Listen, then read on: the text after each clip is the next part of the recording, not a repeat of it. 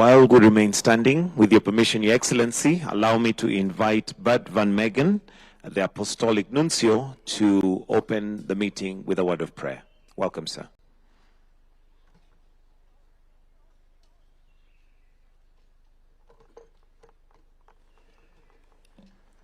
Let us pray.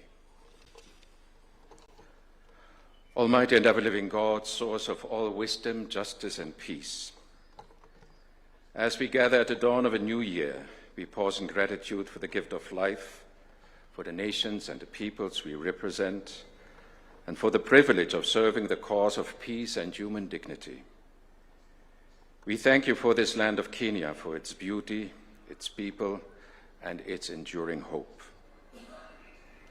We ask your blessings upon His Excellency, the President of the Republic of Kenya, Dr. William Samoei Ruto, upon all who hold public office, and upon the diplomatic corps entrusted with the noble work of fostering friendship among nations. Strengthen in us the spirit of dialogue, mutual respect, and cooperation. Guard us from division, pride, and indifference, and guide us instead towards paths that build trust and promote the common good. In a world marked by conflict, inequality, and uncertainty, inspire us to be instruments of reconciliation and architects of a more just international order.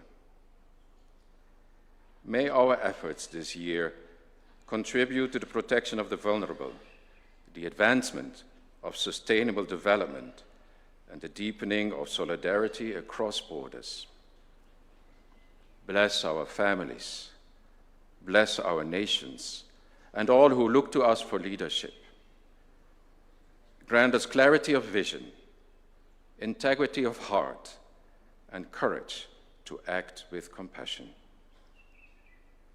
May this new year be a time of renewed commitment to peace, stability, and shared prosperity for Kenya, for Africa, and for the world. We entrust this gathering and this year ahead to your gracious care. May your light guide our decisions, and your peace dwell among us through Christ our Lord. Amen. We may now kindly take our seats.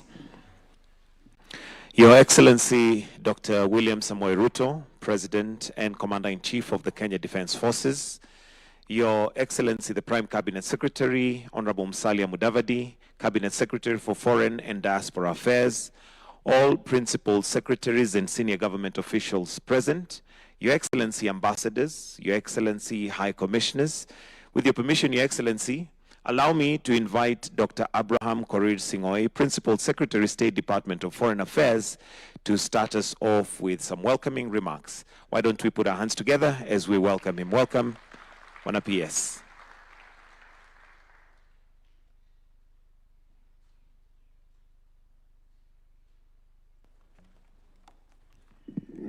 Your Excellency, Dr. William Samoei Ruto, the President of the Republic, Dr. Musalia Mudavadi, the Prime Cabinet Secretary of the Republic, Excellency, Ambassadors, High Commissioners, and all members of the Diplomatic Corps, my dear colleague, PSs, ladies and gentlemen, Your Excellency, at a time of profound shifts in international law, politics, economy, and technology, we are grateful for Your Excellency's vision and commitment to host this New Year's engagement with members of the Diplomatic Corps and the UN in Nairobi. I am grateful to these esteemed diplomats for responding to your invitation and for turning up in such large numbers. My duty this morning is really to run the program, and so to kickstart our meeting this morning, permit me, Your Excellency, to invite the Dean of the Diplomatic Corps, His Excellency Ambassador Bayene Rusom, the ambassador of the state of Eritrea to Kenya, to make his very, very brief remarks. Let's put our hands together for Ambassador Ruto.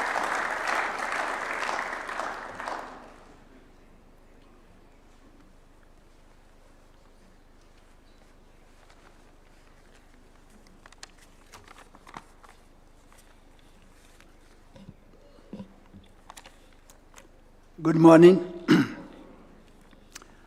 Your Excellency, Dr. William Samoei Ruto, President of the Republic of Kenya,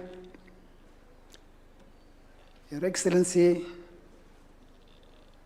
Prime Cabinet Secretary, Musalia Mudavadi, PS of Foreign Affairs, PS of Diaspora Affairs, all PSs, and my sister Monica, and Excellencies, Ambassadors and High Commissioners, and dear colleagues of the international organization.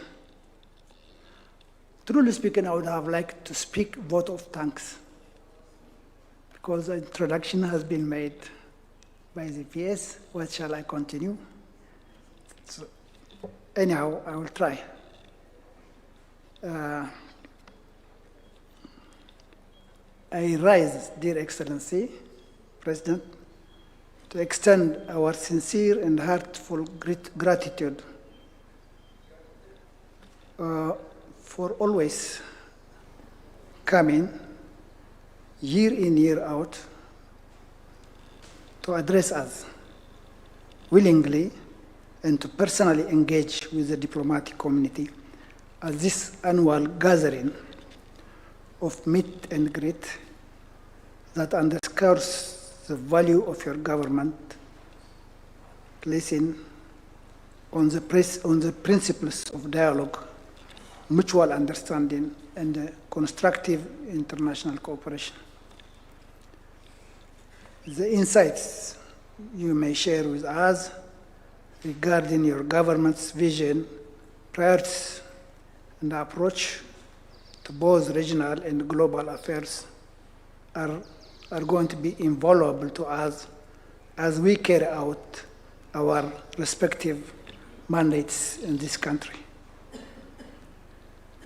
We are particularly grateful for the address that you're going to give us, hopefully, on matters of governance, economic development, and your nation's foreign policy orientation.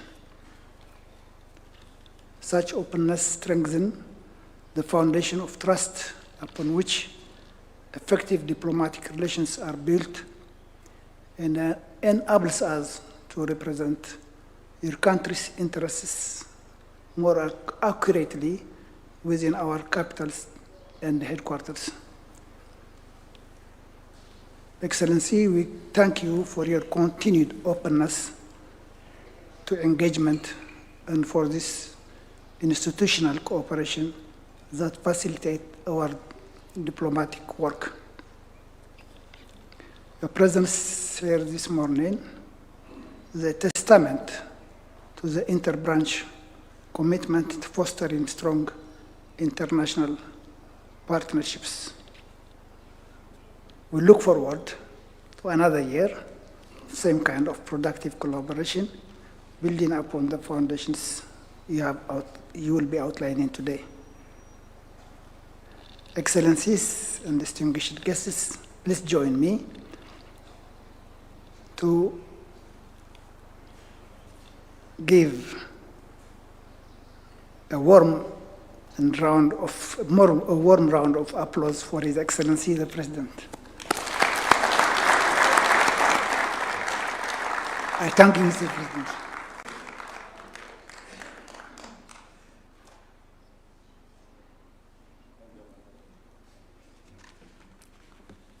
The ambassador of Eritrea never disappoints. I thought he was going to quote Yeats. But it's now my pleasure to invite the head of the United Nations office in Nairobi, Her Excellency Zainab Hao Bangura, to share her remarks. You're welcome.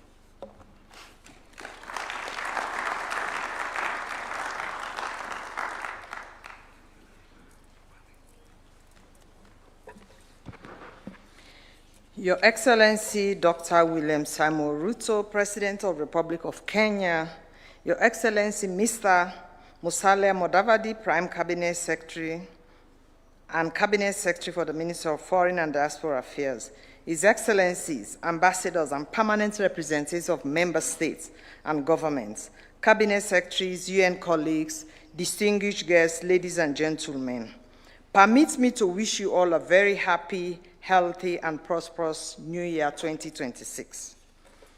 As the Under-Secretary General and Director General of the United Nations Office at Nairobi, it is a pleasure to be with you as we continue to commemorate the anniversary of the United Nations turning 80 years since its inception, a milestone that invites both reflection and a renewed commitment to multilateralism.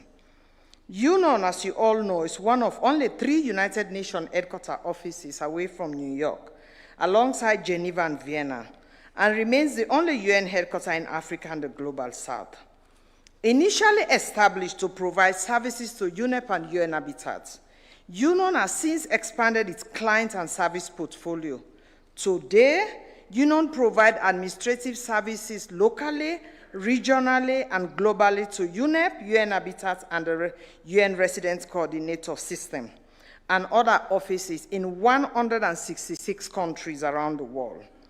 UNON stands proudly as the largest United Nations interagency complex in the world, hosting nearly 100 offices of the UN Secretariat, specialized agencies, funds and programs, including regional offices and operations supporting mandates in Somalia, Sudan, peacekeeping, and special political missions in Kenya. This breadth of presence underscores Nairobi's and thus Kenya's central and enduring role in the United Nations system. In line with the Secretary General's management reform and efficiency agenda, UNON also serves as the first and largest common back office hub globally. For the first time, core operational services, including administration, information technology, human resource, logistics, and procurement, have been consolidated across the UN system in Kenya into an integrated one-stop service model, the Kenya Common Back Office. This has strengthened efficiency, reduced duplication, and enhanced service delivery across entities, heeding the call made by you, member states. Excellencies, ladies and gentlemen, allow me to highlight 2 major infrastructure investments approved by the General Assembly at a combined value of nearly $340 million, the largest capital investment undertaken by the UN Secretary General in Africa outside of peacekeeping. These projects are a clear and tangible demonstration of the United Nations' long-term commitment to Kenya. The first is the office expansion and upgrade, approved in 2017 and successfully completed last year. Importantly, the project was completed ahead of schedule and under budget, reinforcing UNON's strong track record in delivering complex capital projects efficiently and responsibly.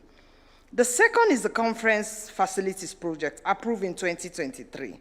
This transformative investment will expand meeting capacities from 14 to 30 meeting rooms, including the construction of a new 1,600-seat assembly hall.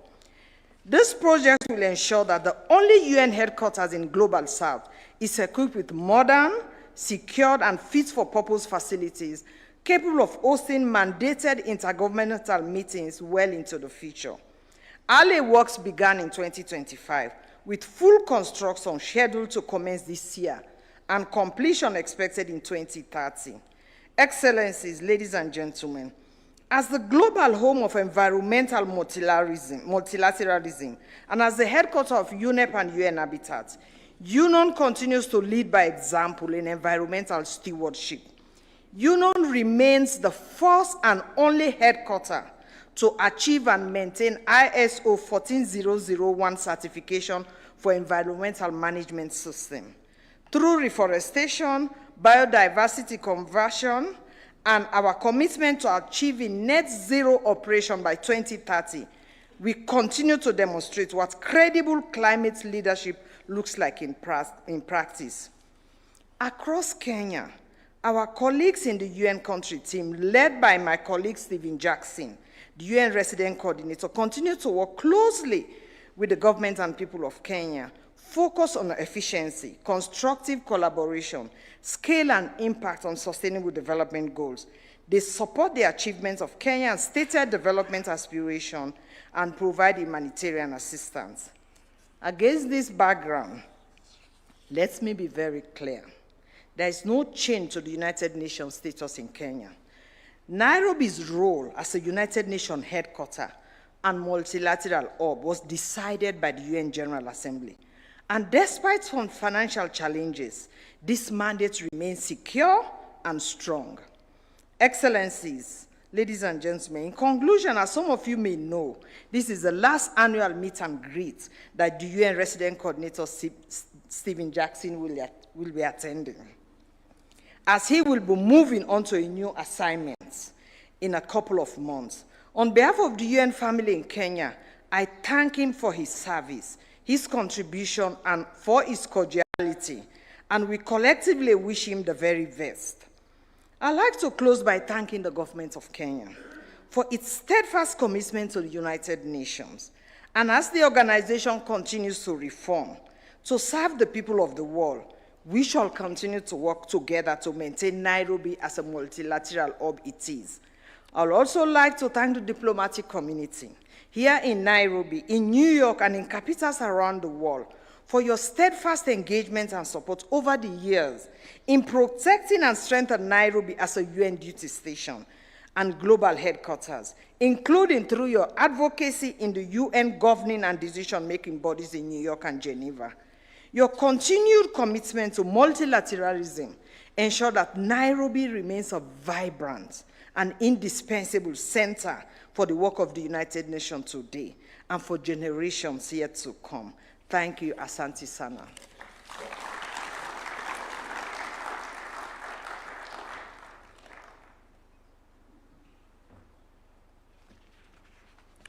Another round of applause for Zainab. And with your permission, Your Excellency, let's also put our hands together for Stephen Jackson for his great service to the Republic. It's now my pleasure and honor, Your Excellency, to request Dr. Musalia Mudavadi, the Prime Cabinet Secretary and Cabinet Secretary for Foreign and Diaspora Affairs, to make his remarks, and thereafter to invite Your Excellency. Thank you, sir.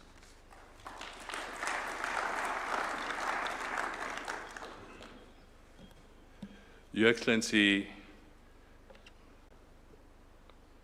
Dr. William Samoei Ruto, President of the Republic of Kenya and Commander-in-Chief of the Defense Forces of Kenya. Your Excellencies, the Dean of the Diplomatic Corps, the Director General of the United Nations, Excellencies, Ambassadors and High Commissioners, representatives of international organizations, my Kenyan colleagues who are here present, ladies and gentlemen, good morning. Today is a momentous occasion as we mark the second annual New Year diplomatic address by His Excellency the President of the Republic of Kenya.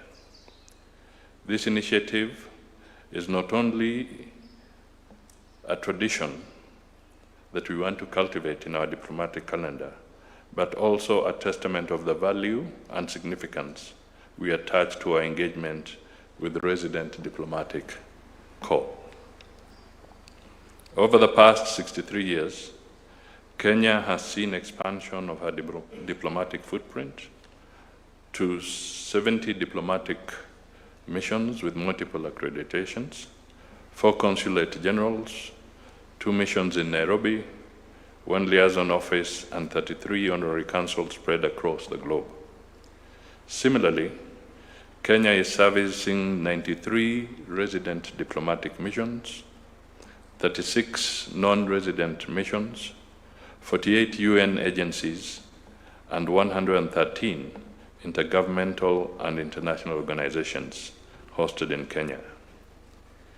Indeed, our fidelity and reliability and success in global affairs engenders and reinforces our confidence, pride, and dignity as a people.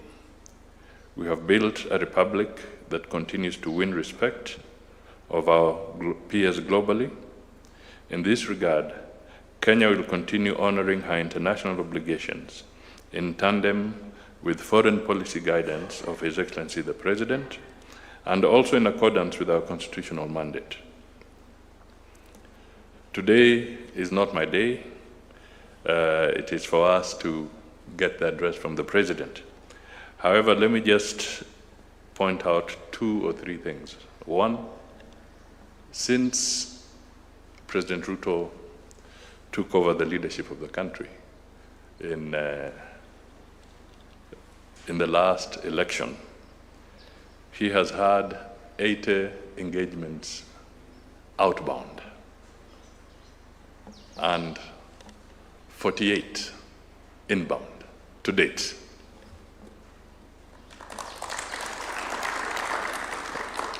We have been able to execute about 269 memoranda of understanding with different entities, with your countries, and with various international organizations. We have had several visits. We intend to have more, but I will leave that to His Excellency the President to elaborate.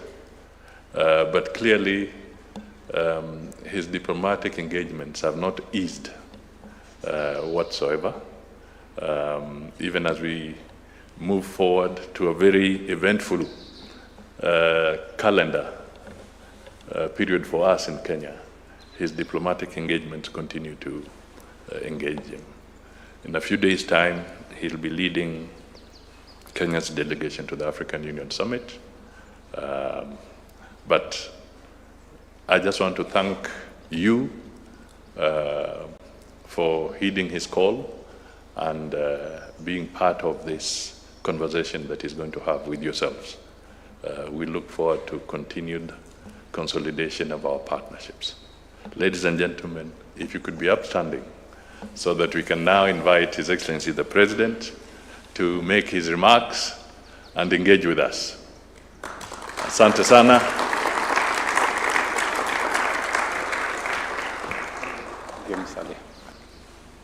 Thank you very much. Let's take our seats. Good morning, everybody. I think I should give my address in Kiswahili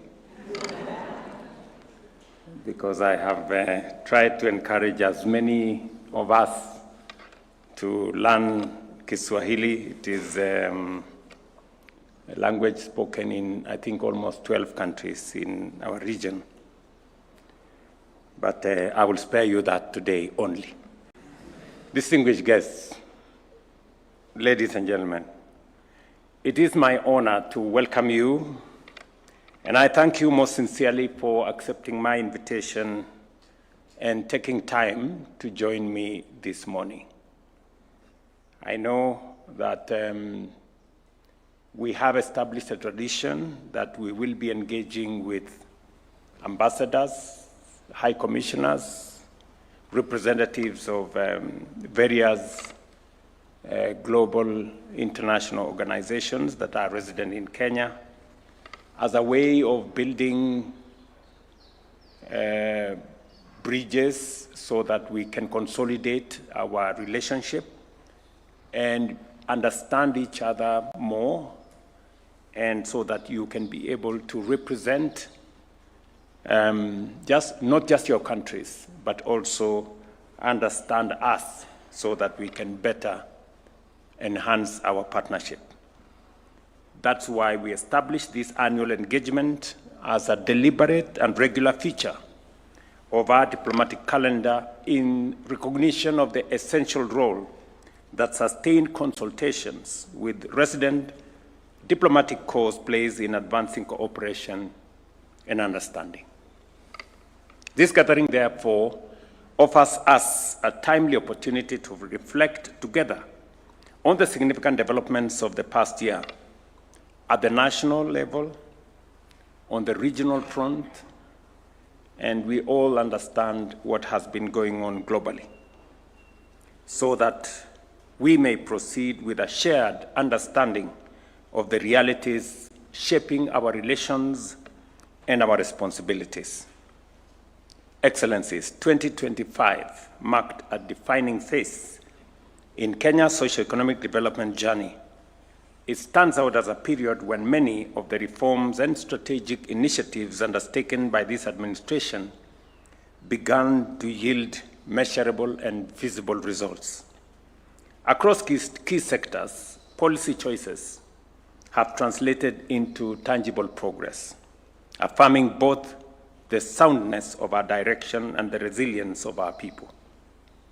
These gains have strengthened confidence in the course of our economy, deepened social cohesion, and laid firmer foundation for inclusive and sustainable growth in the years ahead. Central to the progress recorded in the past year is the continued expansion of some of our signature projects. Just to give you maybe 3 or 4 areas that were of critical concern to this administration. As we all understand, we emerged in 2022 from the adverse effects of COVID, from the serious challenges that came as a result of the situation of conflict in Europe, and the many other commodity issues that came into play. And as a result, most of our economies were constrained. Our fiscal space was limited, and debt became a very serious challenge to many countries, including Kenya. In fact, statistics showed that Kenya had one of the biggest Eurobond in our part of the world. And many people were wondering. I remember even the Secretary General of the United Nations, my friend Antonio Guterres, asking me, what's going to happen when this thing falls apart and Kenya defaults? Because to many, it was no longer if, it was when. But by God's grace, we managed to consolidate our economy. Kenya actually was listed to be among 6 countries that would default. Fortunately for us, 5 of our colleagues defaulted, Kenya did not. And we had to make very difficult policy choices,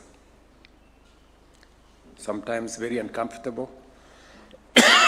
I remember my first assignment when I sat in a room called number 6 in that building was to reduce our budget by 300 billion shillings and to put a stop to some of the subsidies on fuel, on unga, that weren't really getting to the people, but costing us an arm and a leg. Today, sorry, thank you. Today, with confidence, I think we have taken the corner. Our economy is much more stable than it was at that time, as you're all aware. Our inflation, which was way around 9%, now is at 4.4, 4.5. Our exchange rate that had run amok is now stabilized for the last year and a half, almost 2 years actually, at 128, 129. And our dollar reserves, which had also dwindled to about $5.7 billion in 2022, we now have the highest foreign exchange reserves in Kenya's history at $12.3 billion. So we have, with the support and encouragement of many of friends and partners, we have managed to consolidate our economy. We still have a lot to do on it to make sure that we avoid the pitfalls of the past. The policy choices have sometimes been uncomfortable, but I want to say absolutely necessary, because unless we did that, we would have gone the direction many of our colleagues went. Number two, we took the decision that we needed to stabilize food security in our country. The biggest challenge that I encountered when I came into office was the price of stable food. Many of you witnessed people in the streets with sufurias. I know you know what sufurias are on their heads, and that kind of situation. We've had to register all farmers.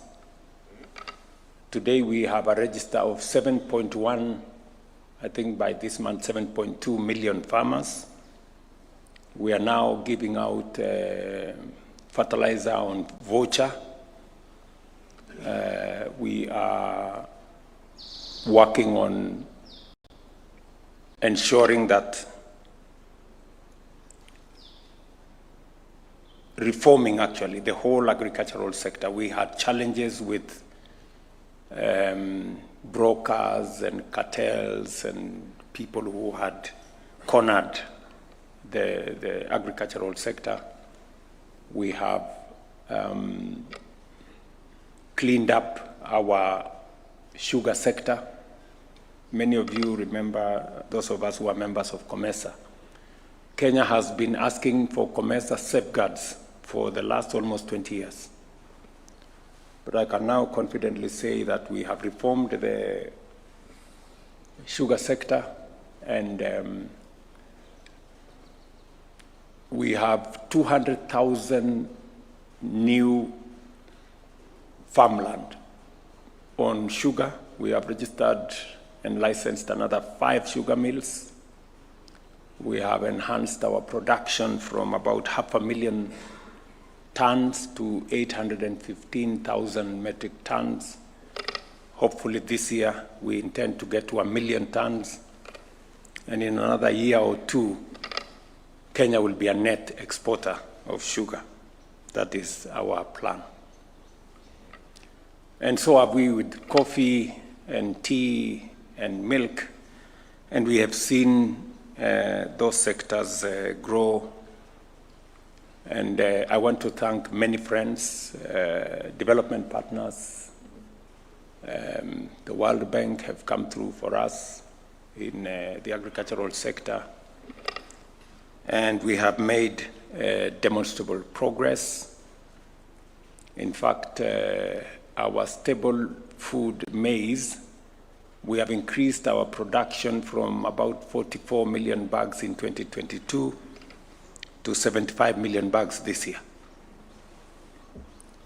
Again, the highest in Kenya's history.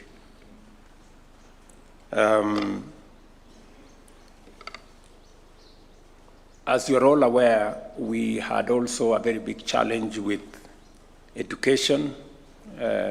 Close to 23 universities were technically insolvent because the funding model that existed did not work. We had challenges with the competence-based curriculum. There was a misalignment between teachers, students, and other stakeholders. And that is why I immediately upon coming into office, I set up a presidential working party that gave us recommendations. We have implemented those recommendations and aligned them with our manifesto. And that has seen us build an extra 23,000 classrooms. I must again commend the World Bank for coming through to us, for partnering with us in the building of those new classrooms. We have hired an extra 100,000 teachers in the last 3 years. In fact, 1/3 of all the teachers teaching in Kenya today were hired in the last 3 years to close the gap on teacher-student ratio. We still have a small challenge on laboratories. Again, I want to thank development partners for coming through with us.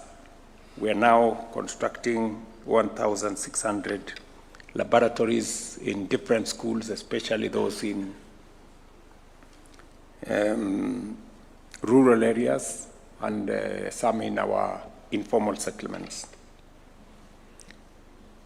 And we've rolled out a new student-centered funding model for our technical, middle level, and higher education, including universities.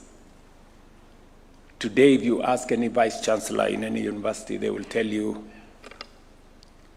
that while they weren't able to pay staff in 2022, today they can pay their staff, they can pay their suppliers, they can pay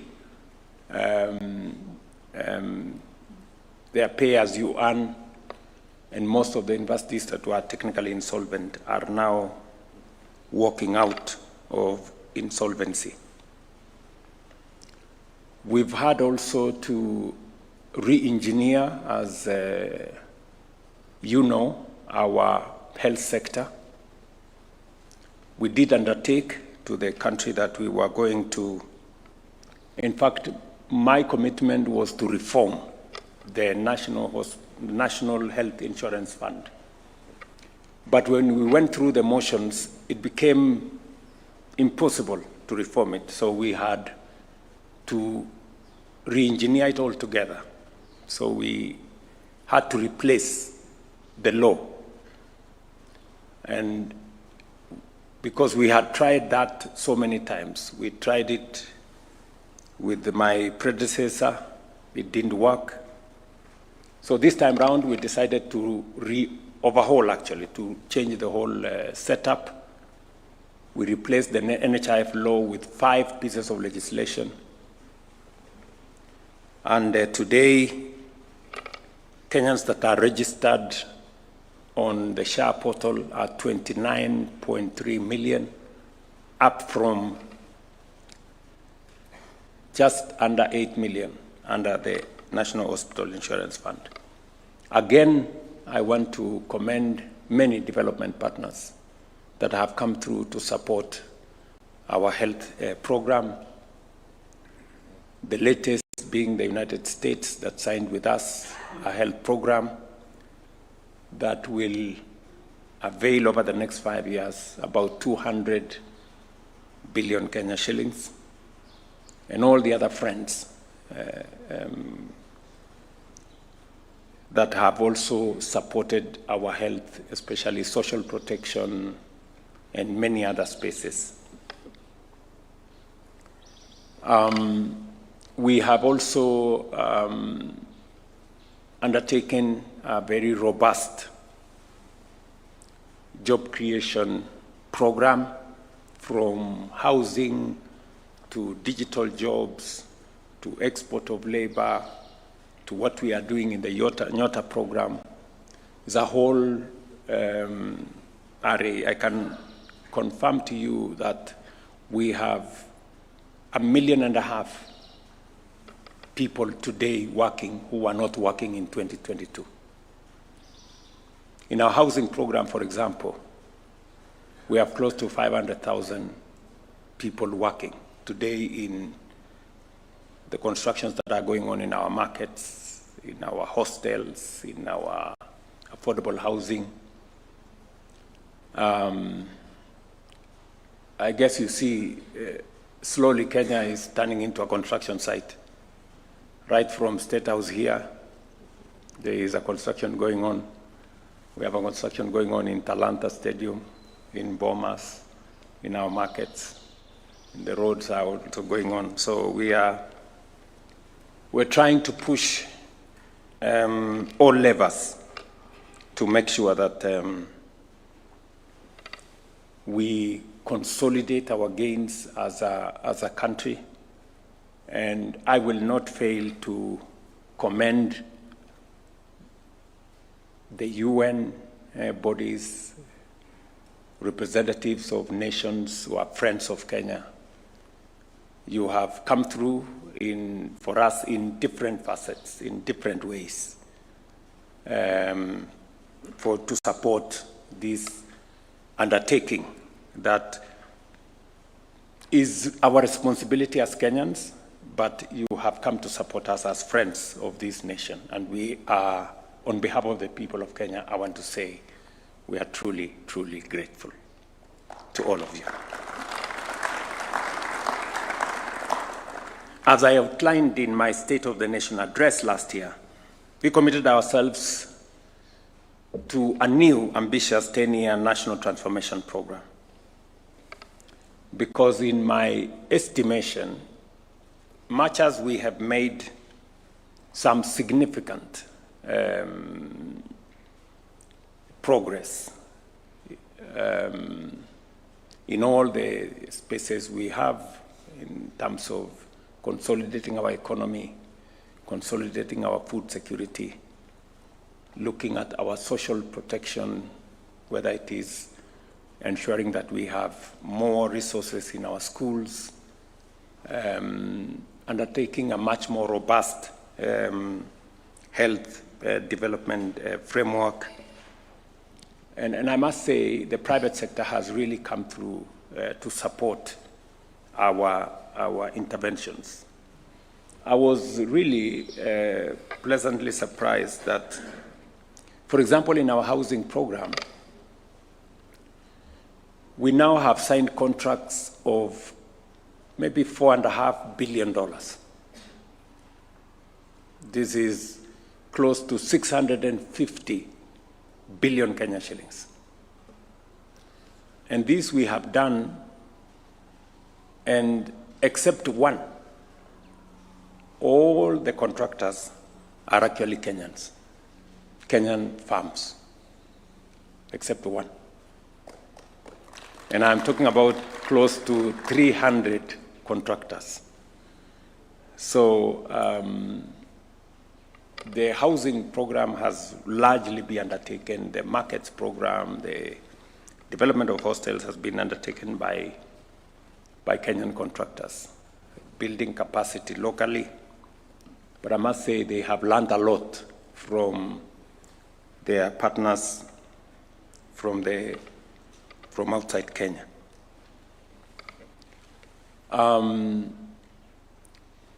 We did also undertake one very important subject that is a conversation that has been going on in Kenya. The culture of saving. You know, we've had not a very good culture of saving. So it is one of the issues that I undertook that I would try and drive. I am very happy that our social security, which we have built over the years. In 2022, we had 312 billion shillings in our social security. Today, 3 years later, because we changed the contribution structure and we brought many more people into the equation. In the last 3 years, we have grown our social security fund from 312 to 670 billion this year.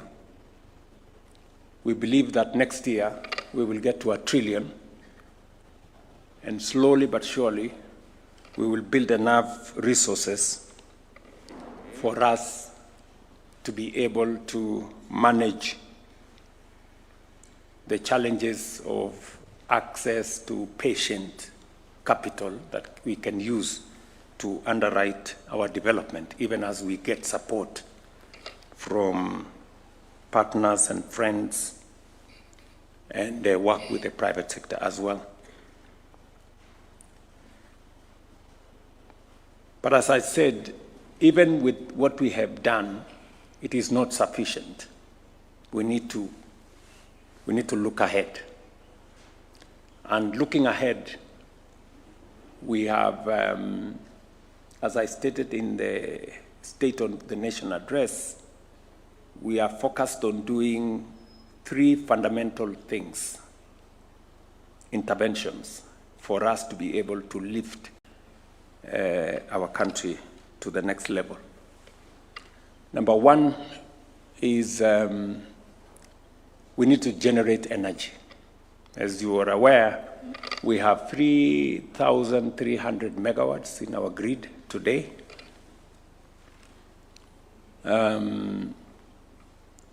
For us to undertake the kind of technology transition, industrialization,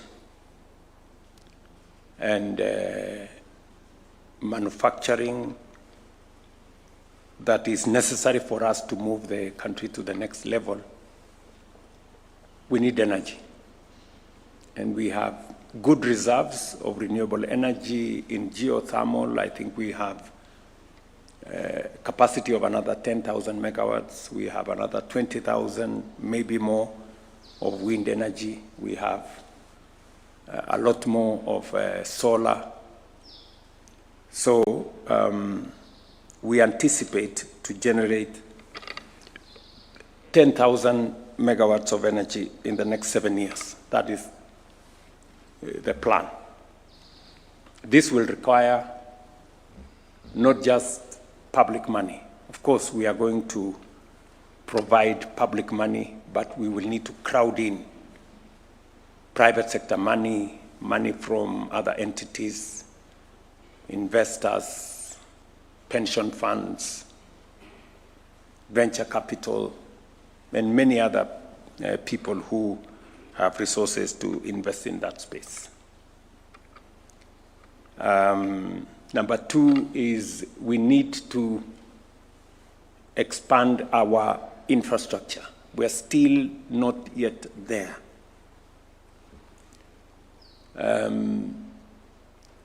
If you look at our infrastructure, we have developed 20,000 kilometers of tarmac in the last 6 years. Our intention is to develop another 28,000 in the next 7 years, to double the number of tarmac roads in Kenya.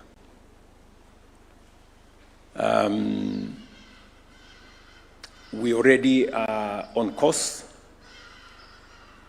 We have mapped out what the areas are, and we believe that we can raise the resources to undertake this transformation. That includes the modernization of our airports, starting with Jomo Kenyatta, extending the railway from Naivasha to Kisumu and onward to Uganda, then to the region. Actually, the railway, I think we have already set a date. We have found the resources, both public and private. So we will be starting the construction and launching the same in March this year. Again, we have finalized discussions with the airport. We also want to modernize our airport. All of you know we don't have much of an airport, you know. Our airport is, the arrival is on the tarmac. So and it's way, way overdue. You know, we should have done this maybe 15 years ago. So we want to begin that process of construction of a new airport under a framework that is going to bring public sector, private sector concessionaires. And I am hoping that we can begin that before June this year. So again, that whole infrastructure development is one thing that we are focused on achieving. And I'm saying this because we will require partners. We will require private sector partners. We will require some of your investment arms of your nations, whether at the airport, on the railway, on some of the toll roads that we are doing, the expressway that we are planning to Thika and other areas. So there is opportunity for us to work with you. There are opportunities for us to strengthen our partnerships, both at the public to public level, but also public to private. And I will be looking forward to working with yourselves so that we can do this together. And then number 3 is, as you know, Kenya is an agricultural country. We are almost exhausting the land that we can farm under rain-fed agriculture, and therefore it is absolutely necessary for us to now venture into more of water harvesting, water storage, irrigation technology. That is the space we want to go into. So there is also opportunity for us to work with partners, both in public and private, to do some of the mega dams that we are focused on doing. I know there is a lot of discussion together with our public-private partnership unit at the Treasury and all the other partners and friends. So we are focused on doing another 50 mega dams, maybe 200 medium-level dams and 1,000 or so micro dams. So again, there will be opportunity for us. And also irrigation technology is something that we will be focused on. And I know many of your countries, I have visited some of them, have irrigation technology that we can share and learn from one another and create partnerships that can help us achieve our intentions and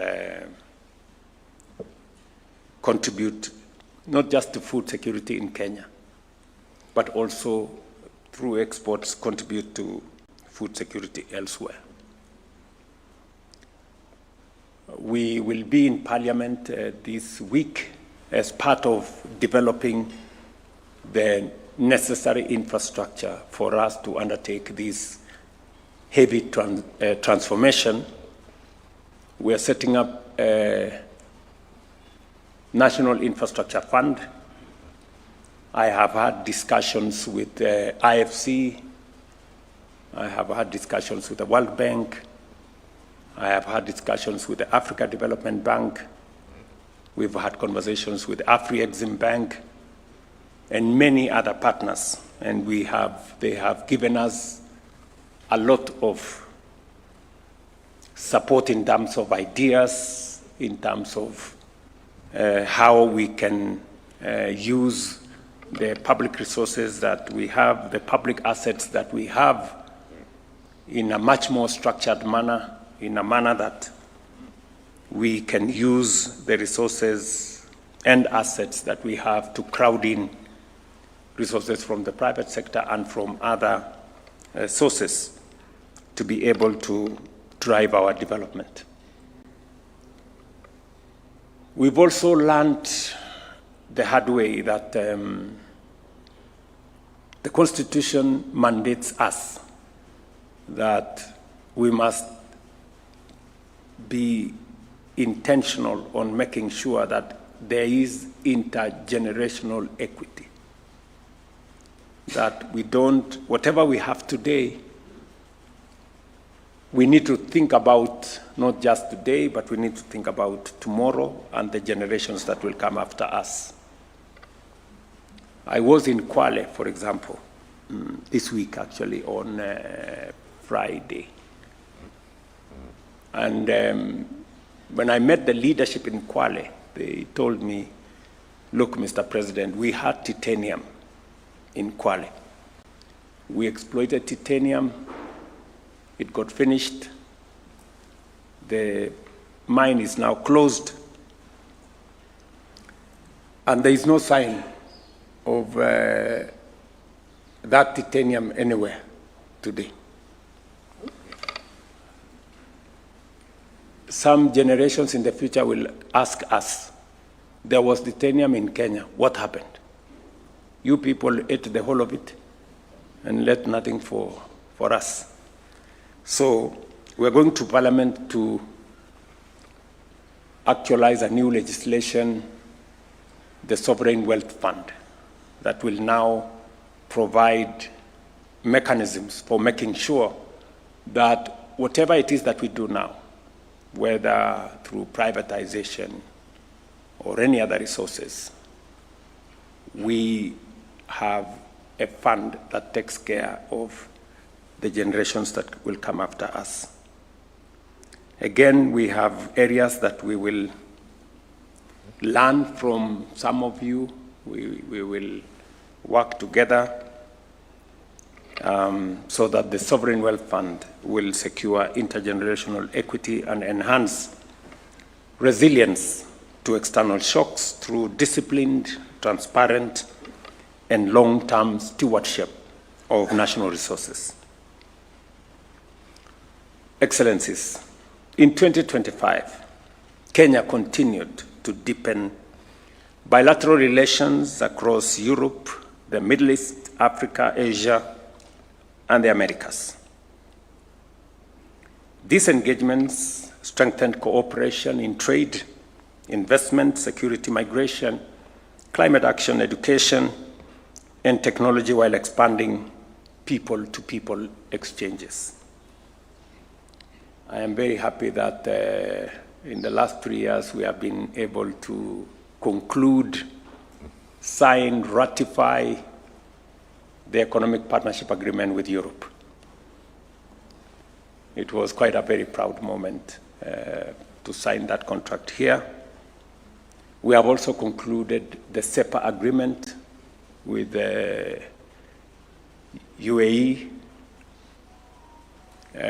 We have also almost concluded now the agreement with China.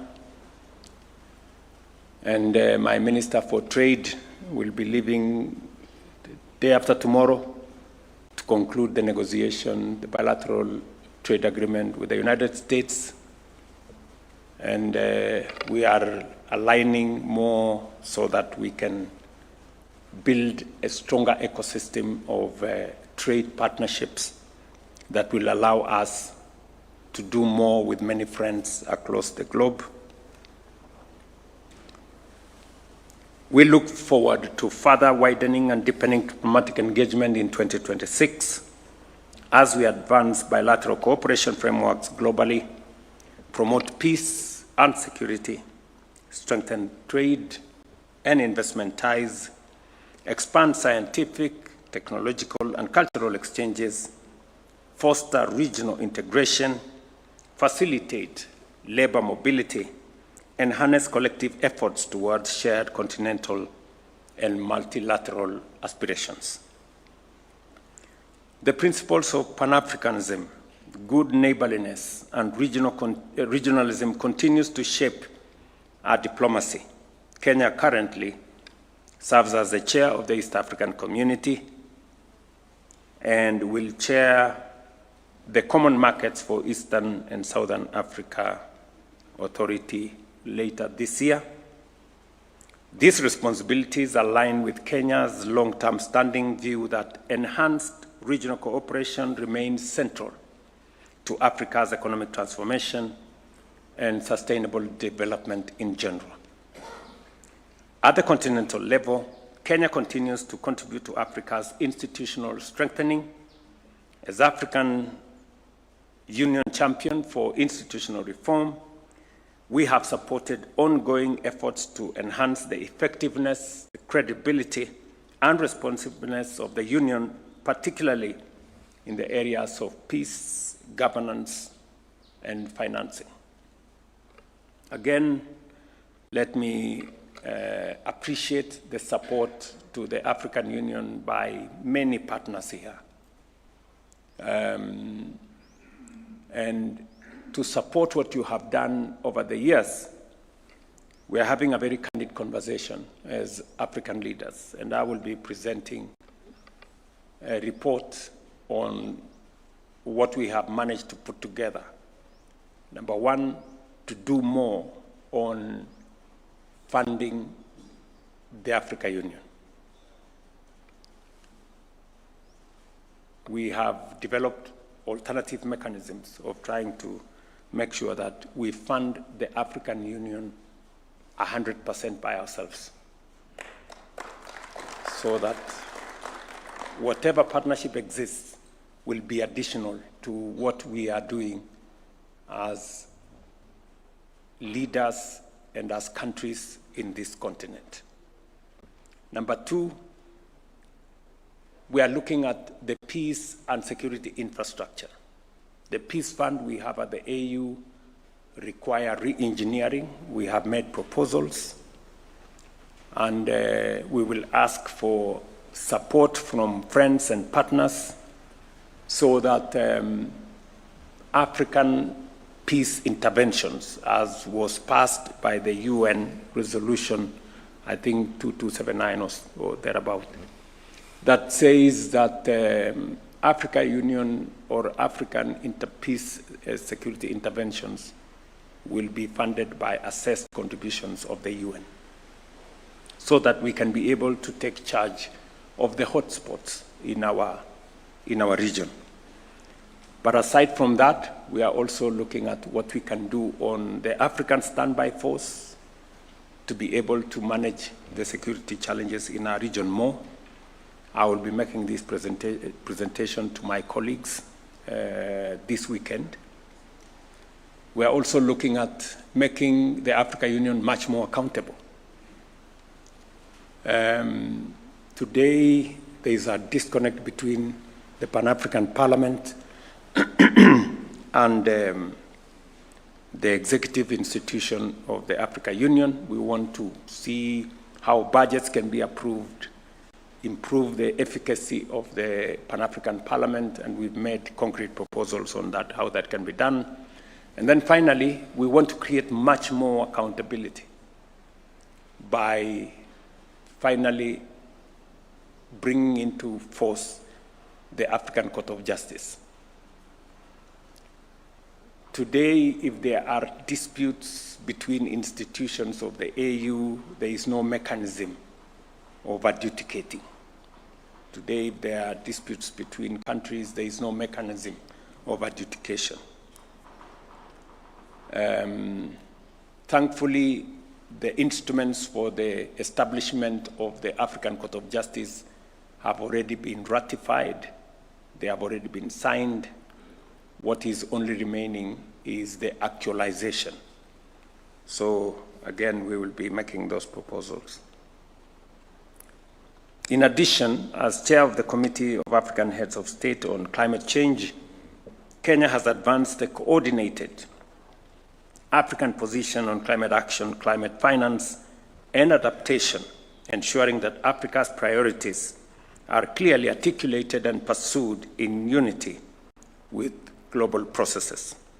Kenya also looks forward to hosting the Africa France Summit in May this year, which will showcase Africa's innovative capacity and demonstrate the strength of cross-continental partnerships. it will be the first time that an Anglophone country will be hosting a French Africa.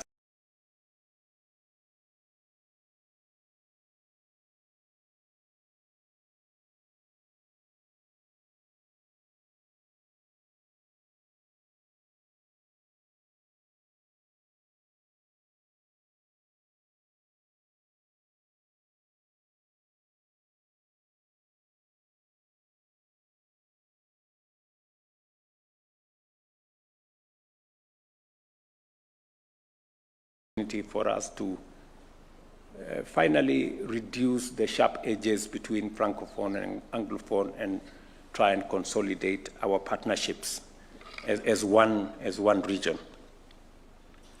There will be private sector engagement. We're trying to get the highest level of participation from African entrepreneurs, business people, and investors, and to see how we can consolidate that position.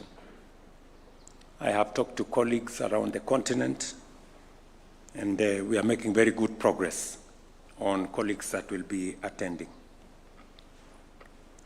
We will also host the 4th EAC COMESA SADC Tripartite Summit this year, which is expected to significantly advance the regional integration agenda.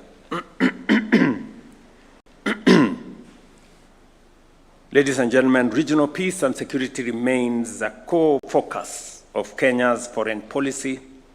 Stability in the Horn of Africa and the Great Lakes region is inseparable from our own national security, economic prospects, and development trajectory. Kenya, therefore, remains actively engaged in regional and continental efforts to prevent conflict escalation, strengthen governance, and build resilience in fragile and conflict-affected areas.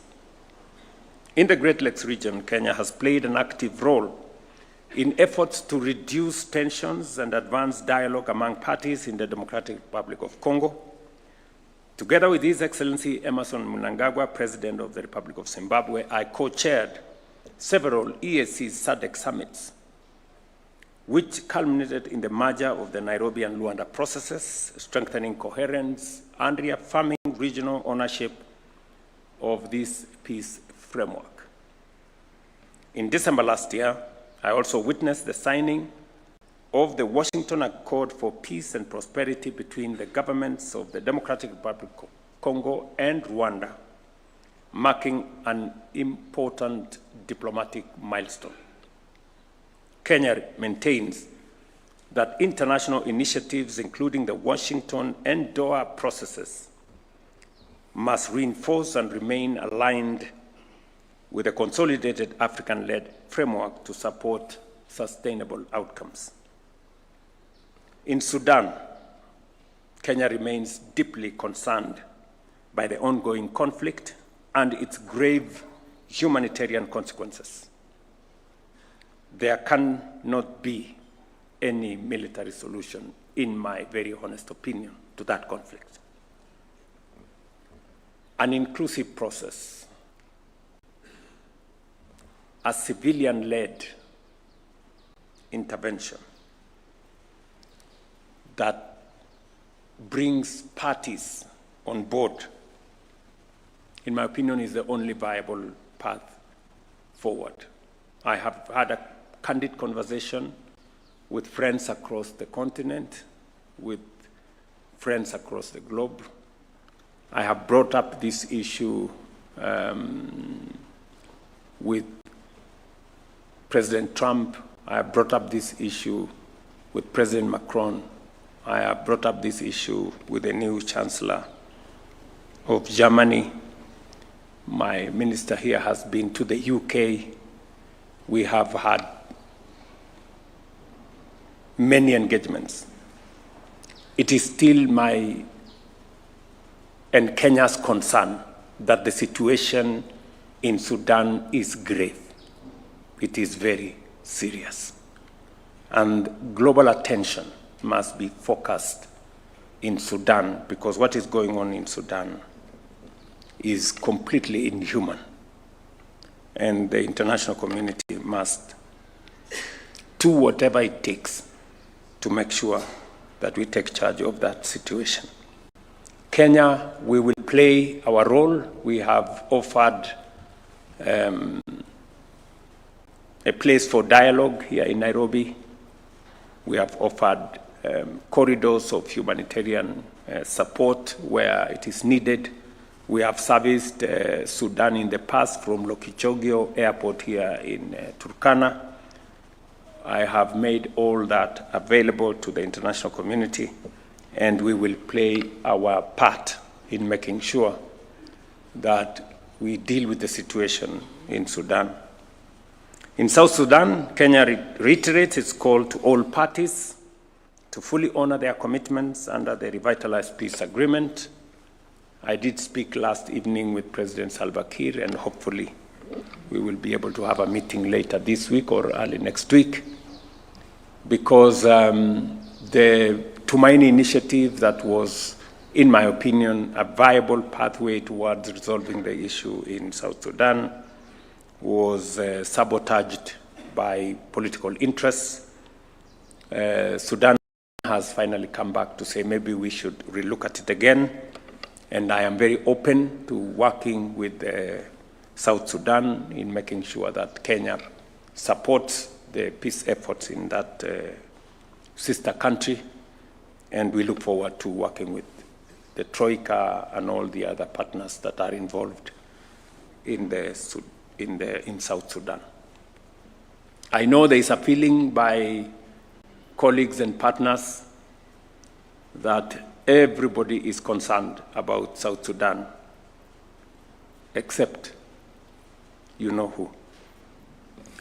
In Somalia, Kenya continues to encourage constructive dialogue between the federal government and the federal member states as the foundation for national cohesion and effective governance. We underscore the importance of predictable financing and a conditions-based transition in the Africa Union support and stabilization mission to safeguard hard-won gains that may go to waste if we do not manage the transition properly.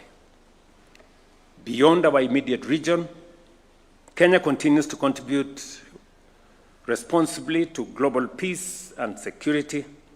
As lead nation in the multinational security support mission in Haiti, we stand in solidarity with the Haitian people and their quest for the restoration of security, order, and the rule of law.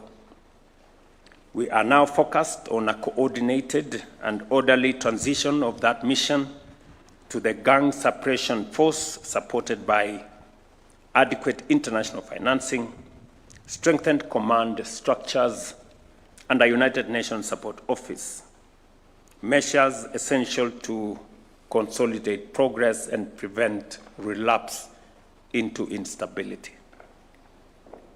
A lot has been achieved, not as much as we would have wanted, but there is progress that had been achieved that needs to be safeguarded, and then whatever needs to be done should be done. In 2025, ladies and gentlemen, Kenya played an active and constructive role in global efforts to reform development financing, strengthen peace operations, and advance sustainable development in a manner that is inclusive, equitable, and responsive to contemporary realities. At the 4th International Conference on Financing for Development, held in Seville in Spain, Kenya joined the international community in renewing and reviewing progress under the Addis Ababa Action Agenda while confronting emerging global financing constraints. Our engagement underscored the urgent need to reform the global financing architecture to better support domestic resource mobilization, sustainable debt management, and the mobilization of private capital for development.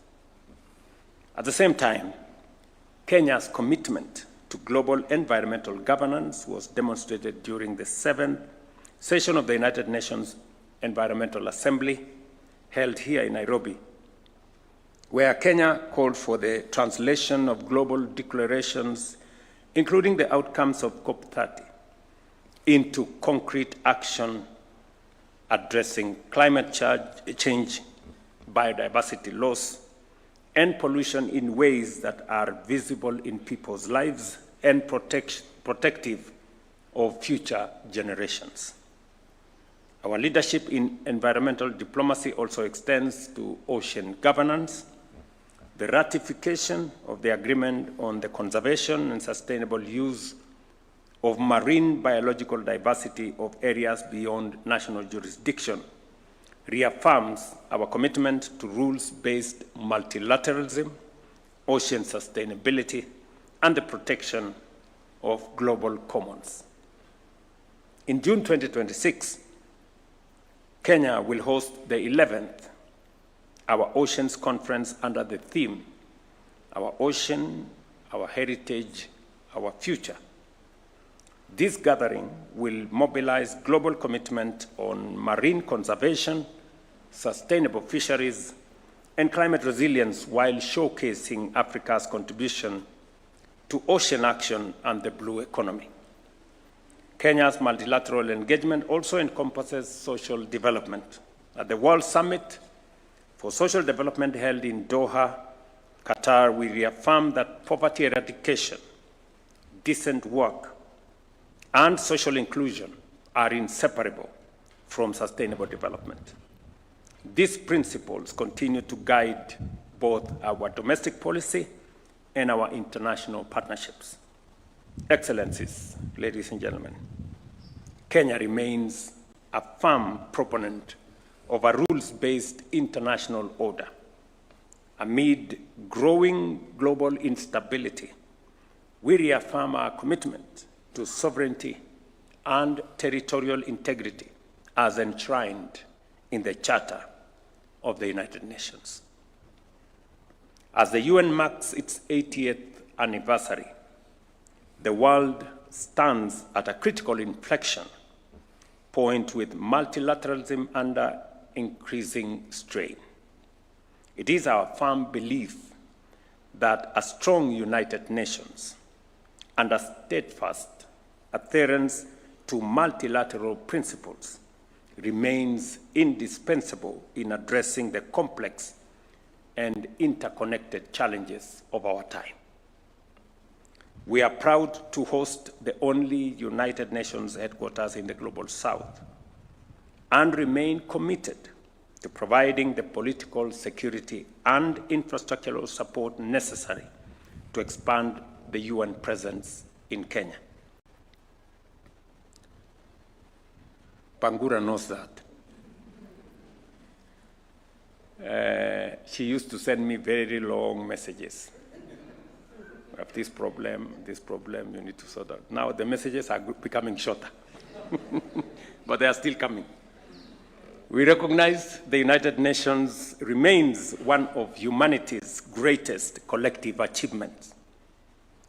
Yet persistent funding shortfalls and administrative constraints continue to limit its efficacy and responsiveness.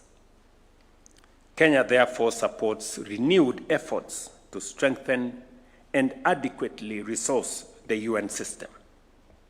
The defunding of UN agencies weakens multilateral cooperation and diminishes the international community's capacity to respond to conflict, humanitarian crisis, global health threats, and development challenges.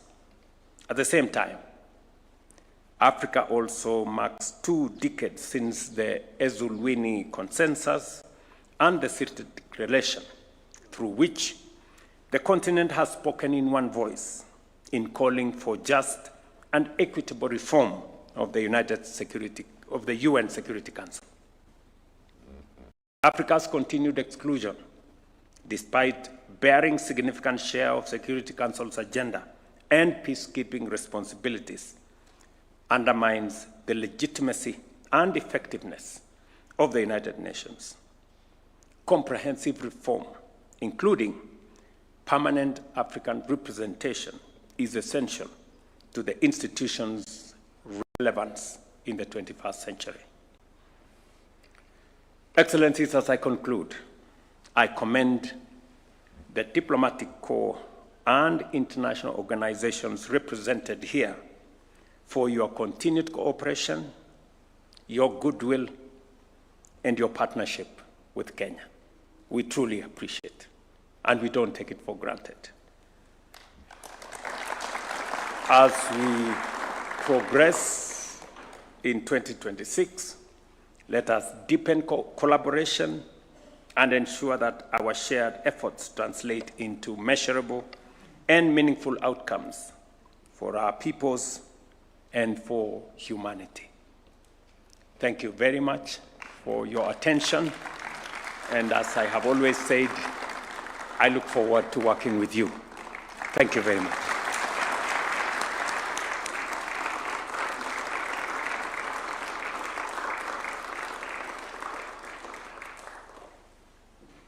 I don't know, just hold on. Yeah, let's take our seats. I am not schooled in matters diplomacy. But I remember, I think it was Chinua Achebe, who, I think there was a church somewhere, somebody was preaching in church. So he was sitting in the congregation. After the sermon, he asked somebody there, are people allowed to ask questions after the sermon?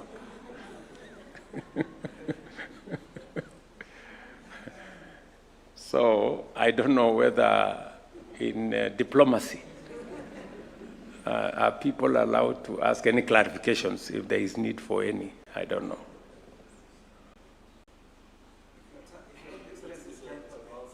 Okay. I can take one or two clarifications if there is anybody who has something to say with the permission of the diplomats here. There are no consequences for asking any question.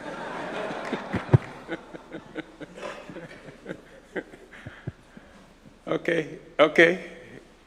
My good friend, and by the way, my good friend from Morocco, we did open also a diplomatic office in Morocco. We opened one in the last, we also opened one in Côte d'Ivoire. We opened one in Haiti. We've opened one in Denmark. We will now be sending somebody to Vatican. And I think we've also opened one in Guangzhou. Is it? A consulate in Guangzhou.